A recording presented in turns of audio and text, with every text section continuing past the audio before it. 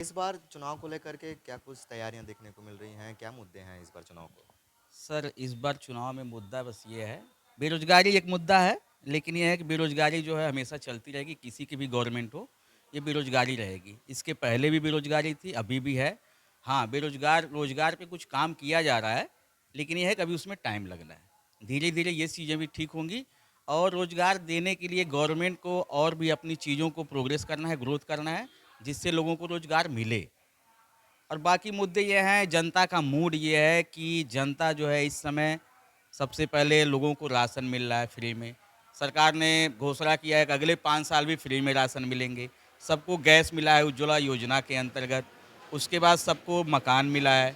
बिजली 24 घंटे मिल रही है। पहले की सरकारों में बिजली रात को आती थी, सोने के बाद सुबह उठते-उठते चली जाती थी। लोगों को मोबाइल चार्ज करने के लिए दर-दर भटकना पड़ता था।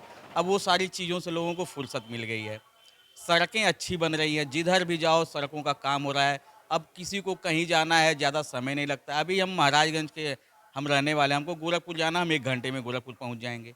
इस बार आपके चुनाव वोटिंग का मुद्दा क्या रहने वाला है? सर, मेरा मुद्दा ये है कि मुझे अच्छी चीज़ें मिलें, जो चीज़ें मुझे अभी बाकी रह गई हैं, गवर्नमेंट ने जो वादा किया है कि हमारे इनकम को बढ़ाएगी, किसानों की जो आय है उसको दोगुनी करेगी, उसी मुद्दों पे हमको वोट देना है। जनपद में शिक्षा व्यवस्था, स्वास्थ्य व्यवस्था, इस चीज़ को लेकर के क्या कुछ आप पिछले 5 सालों में नया देख पाए हैं या फिर क्या कुछ तैयारियां रही हैं इस बार प्रशासन या फिर चुनाव नेताओं को लेकर के? सर, स्वास्थ्य के बारे में कहें तो अभी क्या है, इस बार इस सरकार में हम लोग जिला अस्पताल में जाते हैं, हम लोगों को हर सुविधा मिल रही है। आज जिला अस्पताल महाराजगंज में जो प्राइवेट हॉस्पिटल में सुविधा नहीं है, वो सुविधाएँ हमको जिला अस्पताल महाराजगंज में मिल रही हैं। ये विकास ही तो है। पहले लोगों को लाइन लगती थी, दुनिया भर का आधे लोग दिखाते थे, नहीं दिखाते थे। रोड पे मरीज़ सोए रहते थे हॉस्पिटल में। ये तो बात हो गई स्वास्थ्य विभाग की। शिक्षा विभाग को शिक्षा, लेकर के हाँ क्या जी, स्थिति है? शिक्षा विभाग में अभी कमियाँ हैं। महाराजगंज में शिक्षा के मामले में थोड़ा पिछड़ा हुआ है। गवर्नमेंट के और यहाँ के जो हमारे जनप्रतिनिधि हैं, उनको शिक्षा में महाराजगंज के लिए कुछ करना चाहिए। अच्छे-अच्छे विश्वविद्यालय जो हैं यहाँ पे लाने चाहिए, खोलने चाहिए, ताकि यहाँ के बच्चों को बाहर ना जाना पड़े। आपने जनप्रतिनिधि की बात की तो लोग कहते हैं कि चुनाव के बाद से नेता लोग गायब हो जाते हैं। इस पर आपकी क्या राय है? सर, इसके पूर्ववर्ती सरकारों के जो नेता, विधायक, एमपी जो भी थे, और उन लोगों को भी लोगों ने देखा है, और यहाँ पे पंकज जी को भी लोगों ने देखा है जो वर्तमान में सांसद हैं। तो मुझे लगता है शायद जब तक मंत्री नहीं थे तब तक थोड़ा कम आते थे, लेकिन जब से मंत्री हुए हैं महाराजगंज में उनका आना-जाना काफ़ी बढ़ गया है और लोगों को उनसे काफ़ी उम्मीदें भी हैं। और हम लोग सभी लोग इसी विश्वास के साथ उनके साथ खड़े होना चाहते हैं कि आगे भविष्य में वो महाराजगंज के लिए बहुत कुछ करें। मंत्री हो गए हैं तो उसका फ़ायदा यहाँ की जनता को भी मिले।